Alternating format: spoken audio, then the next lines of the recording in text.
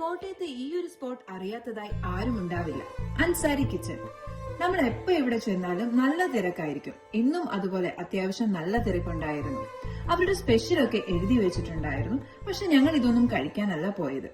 ഞങ്ങൾക്ക് ഇവിടുത്തെ lemon tea ഭയങ്കര ഇഷ്ടമാണ്. കോട്ടയത്ത് നല്ല അടിപൊളി ലെമൺ ടീ കിട്ടുന്നത് ഇവിടെയാണോ എന്ന് ചോദിച്ചാൽ അതെനിക്കറിയില്ല. പക്ഷെ ഞങ്ങൾക്ക് എന്തോ ഇവിടുത്തെ ലെമൺ ടീ ഭയങ്കര ഇഷ്ടമാണ്.